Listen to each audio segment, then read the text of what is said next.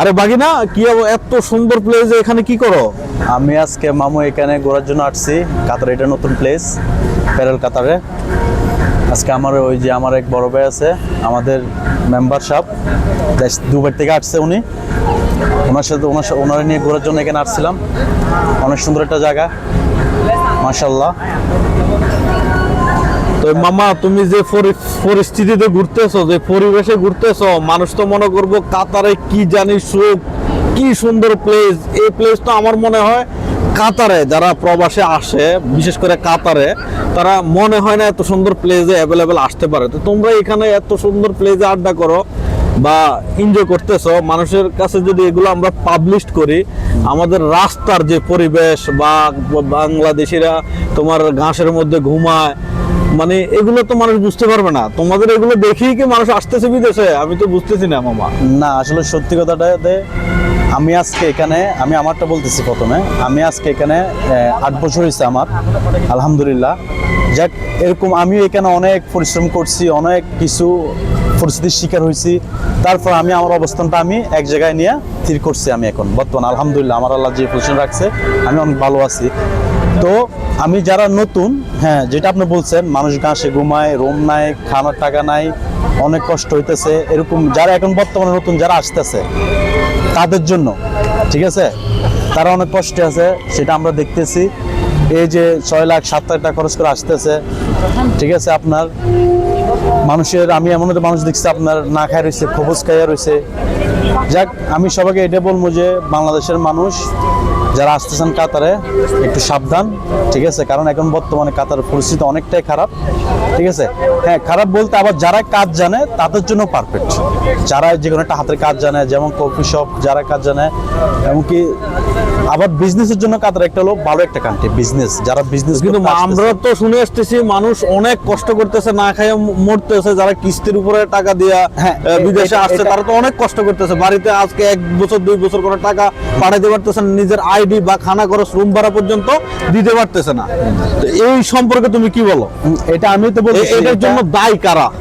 এটার জন্য দায় আমি যেটা বলি, এটার জন্য দায় হলো একমাত্র যারা এখানে যে ভিসা দিয়ে লোকগুলো নিয়ে আসতেছে, নতুন নতুন কোম্পানি ওপেন করতেছে, ঠিক আছে, নতুন কোম্পানিগুলো যে 6 লাখ 7 লাখ টাকা খরচ করে লোকগুলো নিয়ে আসতেছে এখানে, আনে রোডে ছাড়িয়ে দিতেছে, থাকার ঠিক নেই, খাওয়ার ঠিক নেই, ঠিক আছে, আপনার কাজ নাই, কাম নাই, এই যে সবগুলো।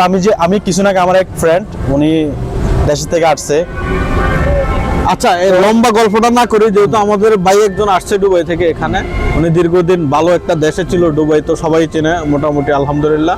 এখন ভাইয়ের কাছে আমরা একটু জিজ্ঞেস করি, তোমার তো আজকে প্রায় 8 বছর প্লাস অভিজ্ঞতা, বা তুমি এখন মোটামুটি সফলের পর্যায়ে আছো ইনশাআল্লাহ। যারা নতুন আছে তাদের তো অনেক সমস্যা, তো ওই হিসেবে ভাইয়ে যেগুলো ফেস করতেছে ওনার কাছে আমরা যাই, উনি আমাদেরকে বলুক মানে উনি কি ফেস করতেছে এই 7-8 মাসে দুবাই থেকে আসার পর থেকে। বলতে পারেন ভাই। আচ্ছা ভাই, কেমন আছেন?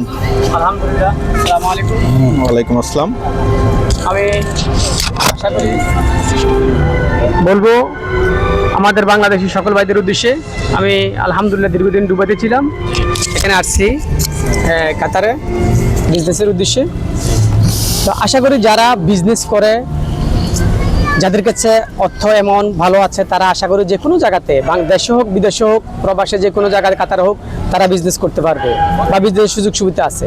তো বিজনেস করতে হলে সবাইকে আসলে যারা বিজনেস করে তাদেরকে ধৈর্য ধরতে হবে, যাতে কাতারা অবস্থা এখন মোটামুটি এত একটা বেশি ভালো পর্যায়ে যায় নাই।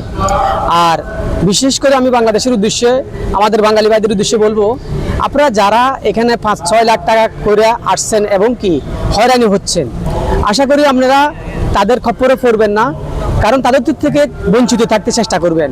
আপনি যদি আপনি 5 লাখ টাকা দিচ্ছেন, 4 লাখ টাকা দিচ্ছেন, দিয়ে আপনি এখানে আছেন আরো 1 বছর দেশ থেকে টাকা নিয়ে 5,000 আবার 10,000 1 লাখ টাকা নিয়ে আসছেন, নিয়ে এসে এখানে রুম ভাড়া দিচ্ছেন, আবার একটা বছর পরের মজুরি করতেছেন। তো সবগুলোর থেকে আপনি বঞ্চিত হয়েছেন, মা বাপ ফ্যামিলি থেকে বঞ্চিত হইতেছেন এবং কি টাকা দিয়ে নিজে মজুরি করতেছেন। তো আমি বলবো এইসব ভাইদের উদ্দেশ্যে, আপনারা কারোর থেকে টাকা না নিয়ে, ধার না নিয়ে, আপনারা বাংলাদেশে 2 লাখ 1 লাখ টাকা দিয়ে ইনভেস্ট করেন বা ছোটোখাটো ব্যবসা করেন। ব্যবসা ছোট হোক বড় হোক কোনো লজ্জা না, আপনার সেটা ব্যবসা, বিজনেস। তো তো আশা করি মোটামুটি ফ্যামিলিদেরকে নিয়ে চলতে পারবেন। আশা করি মোটামুটি বা ভালো একটা যে একটা বছর আপনি মানুষের এখানে আইসা ফরেন মজুরি করবেন বা ফরেন কর্মচারী করতেছেন বা 10,000 20,000 টাকা নিয়ে খুঁজতেছেন, কি আপনি কি নিজে খাবেন না ফ্যামিলি ফেলবেন নাকি দেশে কর্জ খুঁজবেন? না, এগুলোর থেকে বঞ্চিত থাকে কোনো একটা ব্যবসা বাণিজ্য করার চিন্তা ভাবনা করেন।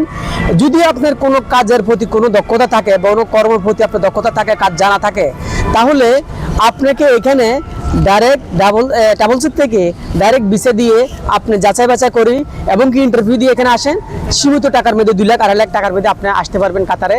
আপনাকে ভালো একটা অ্যামাউন্ট স্যালারি দিবে, যেটা 50,000 60,000 টাকা আমাদের বাংলা টাকায়, কাতারে 1,000 রিয়াল 1500 রিয়াল আপনি বেতন পাবেন। মোটামুটি আশা করি ফ্যামিলি চলতে পারবেন। তবে অনুরোধ করবো আপনারা কেউ কিস্তি লোন না নিয়ে এগুলোর ভিতর থেকে বঞ্চিত থাকেন। এগুলো না নিয়ে আশা করি যতটুকু চেষ্টা করবেন, নিজের কাছে যদি কিছু অ্যামাউন্ট থাকে বা দেশের মানুষ চলতে পারবে, আপনার ফ্যামিলি চলতে পারবে, এরকম যদি কোনো ভাই একটু কথা, তাহলে কি প্রি ভিসা নামক বিষয়টা না আসতে? আসলে প্রি ভিসা বলতে কোন দেশে এমন কোন লোক যদি বলতে পারে যে আসলে প্রি ভিসা কোথাও নাই। প্রি ভিসার মতলব হচ্ছে যে আমরা যখন দুবাইতে আছি, সৌদি আরব আছি, কাতার আছি, মিডল ইস্টে যারা আছি, তারা আসলে নাম শুনে বাংলাদেশ থেকে মনে করে যে প্রি ভিসা কি? প্রি ভিসা বলতে কোনো ভিসাই নাই। আপনি এখানে একটা মালিকের থেকে আপনি ভিসা নিচ্ছেন, ভিসা নিয়ে এখানে আসছেন, আপনি কোম্পানির সাথে আপনি একটা কন্ট্যাক্ট করতেছেন, আপনাকে কোম্পানি কাজ নাই, ওনার কাছে কোনো কাজ নাই, আপনাকে উনি বাইরে একটা রিলিজ দিয়ে সারে দিচ্ছে 1 বছরের জন্য 6 মাসের জন্য। তো এটাকে আমরা বাঙালির ভাষায় বলছি আর কি প্রি ভিসা। এটাকে আমরা সবাই বলতে প্রি ভিসা। আসলে মনে হয় যে আসলে আমরা কোনো একটা মিনিস্ট্রির ভিসা পাইছি, মিনিস্ট্রির ভিসা বলা হয় না। এটা আপনাকে যে কোম্পানির সাথে আপনি একটা কন্ট্যাক্ট করে বিষয়টা নিয়ে যাচ্ছেন, মানে বাইরে কাজ করছেন 6 মাস 1 বছর, তারপর আবার আপনি কত 1 লাখ টাকা, বাংলা 1 লাখ 1.5 লাখ টাকা দিয়ে আপনার মনে করতে আপনি একটা আবার 1 বছর পরে কন্ট্যাক্টে যাচ্ছেন, তো আপনি কামাইতেছেন ভাই কত? আচ্ছা, আমাদের ভিডিওটা বেশি লম্বা হয়ে যাচ্ছে, যাই হোক, আমরা ধন্যবাদ চাচ্ছি একটু সবাইকে। দ্রুত শেষ করার জন্য। ইনশাআল্লাহ। বিষয় হচ্ছে এখন প্রি বিষয় না এসে মানে কোম্পানির কোনো বিষয় আসার জন্য আপনি বলছেন যে দেখে শুনে মানে দালালের খপ্পরে না পড়ে মানে কোম্পানির বিষয় দেখে তারপরে আসার জন্য, আমি মানে জবটা নিশ্চিত করে, মানে চাকরিটা কর্মটা নিশ্চিত করে আসার জন্য, Right. মানে ফালতু মানুষ বা দূরের দালালের এগুলার আপনার মুখী না হয়ে সরাসরি কোম্পানি দেখে আসার জন্য। অবশ্যই আপনি যখন ভিসাটা পাইবেন, ভিসার ভিতরে আপনি সবকিছু ডকুমেন্ট থাকবে, তারপর আপনি 2-4 জন লোককে বা ট্রাভেলসের মধ্যে বিভিন্ন এজেন্সির মধ্যে আপনি চেক বা করেন। আপনার পরিচিত আত্মীয় স্বজন কেউ হ্যাঁ। থাকলে যার থেকে বিষয় দিয়েছেন তার সাথে যোগাযোগ না করে অন্য কারোর সাথে যোগাযোগ করতে, যে আমার বিষয়টা আসলে কি ঠিক আছে, Right. কোম্পানিটা কি ঠিক আছে কিনা, আমার নেওয়ার পরে চাকরিটা নিশ্চিত হবে কিনা, মানে ওই ধরনের নিশ্চিত হয়ে তারপর নিশ্চিত আসার হয়ে জন্য। আসার আচ্ছা জন্য। ঠিক আছে, অনেক লম্বা হয়ে যাচ্ছে ভিডিওটা, এই পর্যন্ত আমরা শেষ ধন্যবাদ। করি।